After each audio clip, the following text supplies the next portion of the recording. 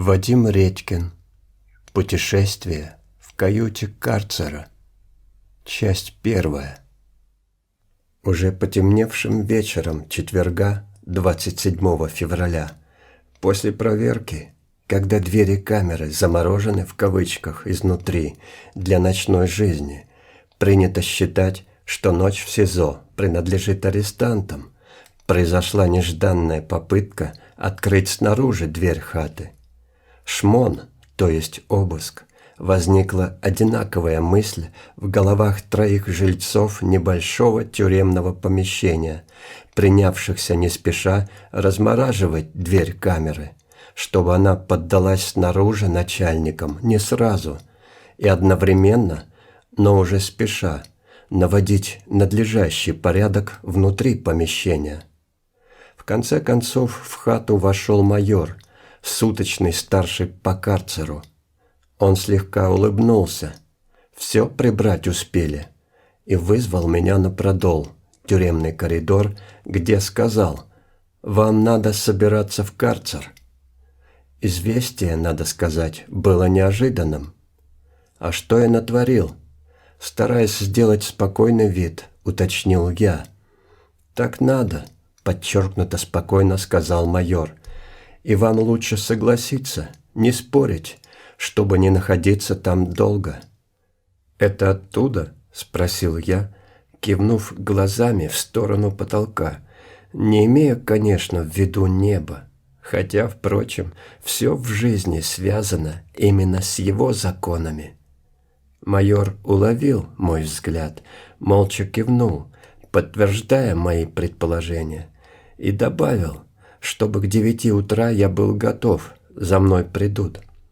«Хорошо, спасибо, что предупредили», — сказал я, несмотря на то, что хорошего, как мне казалось в тот момент, было мало.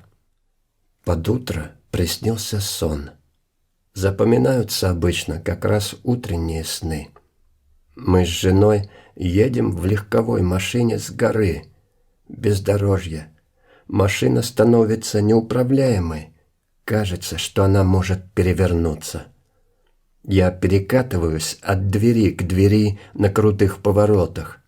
В конце этого захватывающего дух, хорошо что недолгого, неуправляемого спуска, машина остановилась в тишине на ровной, поросшей травой поверхности.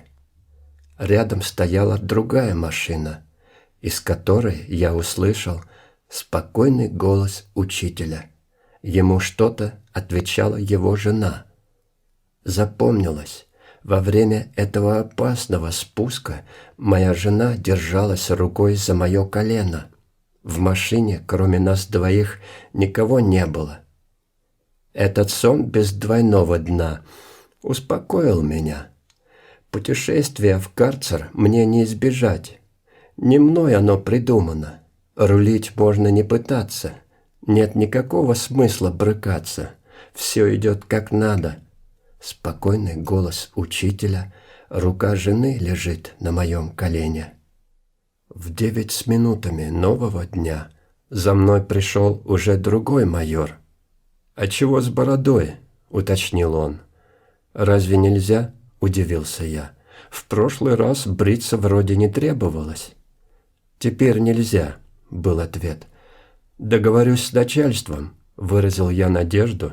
Жаль было расставаться с почти уже окладистой бородой. «Ну, попробуй, но вряд ли», – ответил майор. Мы спустились на бочку, карцерный продол, дождались там замначальника СИЗО, который категорично не разрешил мне остаться с бородой. Мне выдали машинку для бритья общего пользования, и я вслепую сбрил бороду здесь же, на продоле. Женщина, дежурная по карцеру, возможно, почувствовав мое переживание о бороде, улыбнулась. «Вам так идет».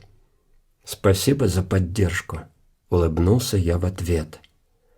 Потом была комиссия во главе с начальником СИЗО, которая определила мне 10 суток карцера за межкамерные переговоры через уличное окно. Что ж, 10 так 10. Не месяц же, подумал я, ставя подпись под заключением. Далее был поход в сопровождении майора за медицинской справкой о состоянии моего здоровья, так как больным арестантам в карцере быть не положено. Передвигаясь по хорошо знакомым за годы продолам СИЗО, вижу улыбающегося капитана-режимника. «Во, здорово! А тебя за что?» Искренне удивился он. «Здорово?» – отвечаю. «Сказали, так надо?» «Ну, тогда понятно», – улыбается он. «Надо так надо». В медицинском кабинете, это называется медкомиссия, молодая женщина-врач с восточными чертами лица начинает привычно заполнять справку о здоровье арестанта для предоставления в карцер. «А тебя за что?» – тоже удивляется она. Я не успеваю дать пояснение. Майор с серьезным видом заявляет: «За антисоветские песни». «Правда, что ли?» – поднимает ко мне миндалевидные глаза врач. «Шутит», – отвечаю я. «Советского Союза давно нет. Какой смысл петь сегодня антисоветские песни?» «А я-то уши развесила», – говорит она и продолжает заполнять справку, не задавая мне никаких вопросов о моем здоровье. «Здоров, что ли?» – интересуюсь своим состоянием. «Конечно», – подтверждает она, не отвлекаясь от заполнения справки. «В тюрьме не болеют», – поддержал я тему. «Смысла нет», – сказала она и протянула готовую справку майору. Спускаемся с майором на первый этаж. Майор пропускает меня через аэропорт, просвечивает на наличие запрещенных предметов. Предметов не обнаружено. Я сдаю свою одежду на хранение каптеру-арестанту и получаю от него черную робу, штаны и плотную рубаху. На спине рубахи белыми нитками вышито «Карцер, ШИЗО». На бедре правой штанины «ШИЗО». На левом бедре «Карцер». Видимо, чтобы арестант не забывал, где он находится. Аббревиатура «ШИЗО» означает «штрафной изолятор». Надев робу на себя, я ожидаемо обнаруживаю, что в штаны может поместиться еще один человек моей комплекции. Это было нетрудно определить по размеру пояса. Демонстрирую эту неурядицу майору. «Принеси шнурок», — говорит он каптеру. Этим шнурком я утягиваю пояс на спине за боковые лямки штанов. Спереди картина получается более-менее. Пояс вроде как на месте, при застегнутой пуговице. А вот сзади, это я обнаружил на ощупь, мотался тот самый лишний объем. Но, во-первых, мне это не было видно, и на ощупь это еще не факт. А во-вторых, длинная черная рубаха закрывала это недоразумение. Наконец-то мы с майором вернулись на продол карцера. Оказалось, что бороду-то я состриг, а вот прическа не обнулена, хотя волосы на голове тоже должны быть сострижены. Майор был милостив, подстриг меня с насадкой на 12 миллиметров. И вот теперь я полноценный пациент карцера, стриженный, без бороды, в черной робе с опознавательными надписями и невидимой мне мотней за спиной. Моя каюта показалась мне меньшего объема, чем 4 года назад. Промерил шагами, те же 3 на 1,5. Оптический эффект. Появилась перегородка из древесно-стружистой плиты, определяющая долину, туалет, от входной решетки. Она, казалось, съедала пространство. Цвет стен каюты обнадеживал, почти персиковый. Наверное, недавно был ремонт. Пространство скрадывал и сварной корпус на отопительной батарее, покрашенный в желтый цвет. 4 года назад такого корпуса не было. Все остальное, как обычно.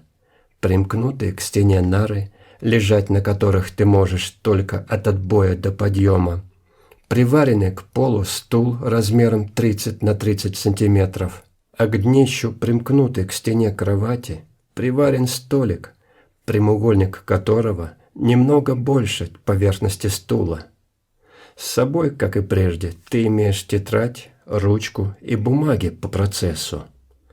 Письма сюда не доставляют, на звонки из карцера не выводят.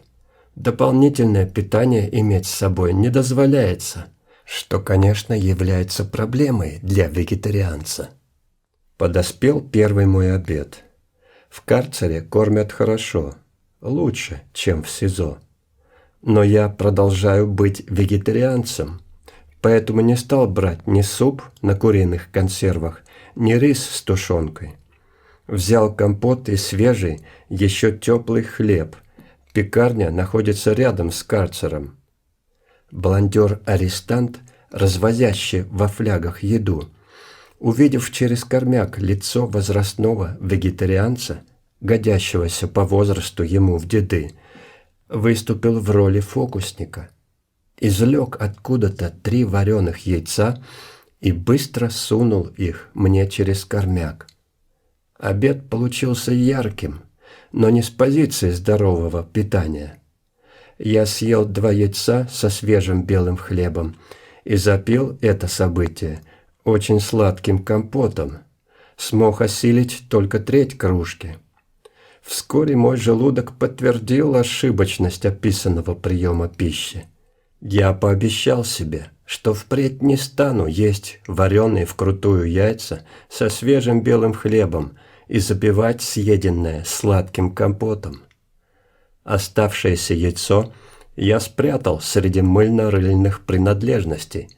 Так здесь называют мыло, зубную щетку и пасту. Спрятал потому, что после приема пищи в каюте не должно оставаться еды, по крайней мере на виду. Спустя недолгое после обеда время вывод на прогулку. Каждый арестант, наказанный карцером, гуляет в отдельном боксе. На прогулке я подышал, поприседал, поотжимался от скамейки. Потихоньку попел псалмы, остановив таким образом течение бесполезных мыслей по поводу своего попадания в карцер.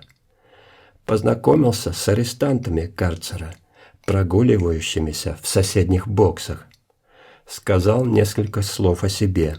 О нас в арестантской среде знают, мы ведь давно в СИЗО. Вернулся в свою каюту. Тишина, ни телевизора, ни радио, ни разговоров, так как разговаривать не с кем, только с самим собой. Полюбовался на персиковый цвет стен, посмотрел на зарешоченный иллюминатор, находящийся на высоте вытянутой руки. Представил, что где-то за бортом плещется изумрудный океан. Ведь он действительно где-то плещется. Помолился. Захотелось вздремнуть. Попробовал это сделать на столике, подложив руки под голову. Получилось так себе. Затекли правая рука и шея. Ложиться на пол в этот день не стал. Подумал, что ширины в 1,5 метра маловато для моего роста, да и жестковато будет моему нетолстому организму на полу. Почитал распечатку недельных новостей. Взял с собой среди бумаг по процессу. Апокалипсис разгоняется. Действия тех, кто считает себя сильным мира сего, ускоренно ведут к разрушению того мира и способа существования, который они очень хотят сохранить. В мире светлеет, дышать становится легче, но для кого-то слишком светло. Читал недолго, мысли вернули меня к карцеру, к причинам попадания сюда. На прогулке бывалый авторитетный арестант, переговариваясь со мной из своего бокса, советовал мне не общаться ни с кем в СИЗО по теме нашей делюги, уголовного дела. Тем более, что наше дело курируется из Москвы, а в тюрьме даже у стен есть уши. Допустим, У стен СИЗО есть уши. Даже в моей хате, куда меня обещали вернуть после карцера. И кто-то заинтересованный из силовиков, кураторов, в курсе происходящего в общине, наших писем и общения с друзьями. Но в такой информации нет ничего секретного, тайного. Она не может являться причиной. Это может быть использовано как повод для обозначения нарушения верхними силовиками. Ведь помещен я в карцер не за нарушение правил пребывания в СИЗО. За руки меня никто не ловил, а по рекомендации оттуда, свыше. Для чего эта затея? Думаю, для того, чтобы продлить наше пребывание в СИЗО на приближающемся заседании суда по мере пресечения. Для этого и нужен какой-никакой факт нарушения с моей стороны. Вероятно, на этом заседании будет озвучен текст оперативно-розыскного мероприятия силовиков, что уже случилось, повествующий о том, что мы нарушаем правила пребывания в СИЗО и каким-то образом, будет указано каким, оказываем воздействие на потерпевших и свидетелей обвинения, которые давно уже допрошены, и руководим последователями. А значит, чтобы мы этого не делали, вдруг приведем еще кого-нибудь к расстройству режима сна. Нас надо продолжать держать в СИЗО. Хотя на самом деле режим сна расстраивается не у потерпевших, в кавычках, а у членов наших семей, родных и друзей в связи с нашим многолетним пребыванием в неволе. Такие размышления – лишь тренировка для мозгов, чтобы не подсыхали. Но этим не всегда продуктивным процессом, когда голова тяготеет к постоянным размышлениям, нет смысла увлекаться. Психику хорошо бы беречь. Ведь в данном случае факт прост и ясен. Реальность отправила меня в карцер. А ей, как известно, виднее, где мне надо сейчас находиться. Если ей всегда видней, и я оказался в карцере, то мне остается лишь, прислушиваясь к себе, воспользоваться этой благоприятной возможностью, оставшись наедине с собой в этом недолгом одиночном плавании, подкорректировать свои реакции на те обстоятельства, на которые укажет совесть. На ужин первого дня штрафного изолятора была жареная селедка многолетней заморозки. Ее здесь дают на ужин постоянно, и ячка, сеченая перловка, на воде. Жареную селедку брать не стал. Не было соответствующей стадии голода, а ячку съел с удовольствием. Ближе к 22 часам громыхнул замок камеры, открылась дверь. «Держи койку», — сказал мне дежурный и вытянул с продола штырь, прижимающий нары к стене. Кровать упала мне на руки. Забыл, что она падает, и напомнила мне о своей тяжести. Я присел от неожиданности. Подумал, что в следующий раз надо будет подойти ближе к стене, чтобы нагрузка от массы падающей кровати более равномерно распределялась между спиной и бедрами. И в связи с этим отметил, что за 4 года сил у меня не сказать, что прибавилось. Именно 4 года назад, в эти же предвесенние дни, я впервые попал в карцер, и нагрузка от свободно опускающейся кровати ощущалась приблизительно так же. Тут же решил, что на прогулке надо увеличить общее число приседаний, чтобы укрепить бедра и ягодицы, а также найти способ потренировать мой невыдающийся бицепс. Вышел на продол, взял матрац. Меня с матрацем в руках слегка обыскали, как и положено при проверке на запрещенные предметы. Потом дежурный привычно и быстро осмотрел мою камеру на наличие неразрешенных в карцере вещей. Вареное яйцо, укрытое среди мыльно-рыльных принадлежностей, обнаружено не было. Возможно, дежурный сделал вид, что яйца там нет. Я застелил матрац выданным мне бельем и одеялом и с удовольствием растянулся на нарах, наконец-то отстегнутых от стены. Полежал несколько минут на спине, постарался ее расслабить. Встал на колени, опустился на пятки. Подумал об отце, представив себя в поле его света, и сотворил вечернюю молитву. После молитвы собрал воображением всех своих девочек, жену и 5 дочерей в одном пространстве и обнял их теплым золотистым светом, желая им сил, настроения, здоровья. Уже лежа под одеялом, подумал о младшей дочери. В голове возникла любопытная причинно-следственная цепочка. Несколько лет назад, когда у нас с женой было 2 детей, мы жили вместе с моей уже пожилой мамой. Мне не всегда хватало терпения на ее естественное, ведь она вырастила меня, единственного ребенка, любила и продолжала любить требования, внимания к себе. А сегодня, когда мамы уже нет, вскоре после ее ухода родилась младшенькая. Я насильно разлучен долгой неволей со своей семьей, со своей младшей дочерью, в которой вижу мамин характер и с которой, естественно, очень хочу быть рядом. Какие бы требования она мне не предъявляла. Ничто на земле не проходит бесследно, улыбался я самому себе. А уже засыпая, подвел короткий итог дня. Со мной происходит лишь то, что призвано помочь лучше узнать себя, чтобы иметь возможность становиться чище. Под утро первого дня весны мне приснился интересный сон, подведший итог под рассуждениями вчерашнего дня о причине попадания в карцер. Краткое содержание сна. Я спускаюсь привычно по тропе из небесной обители, как и 1/4 века назад. Навстречу мне едет мотоциклист и идет крупный конь.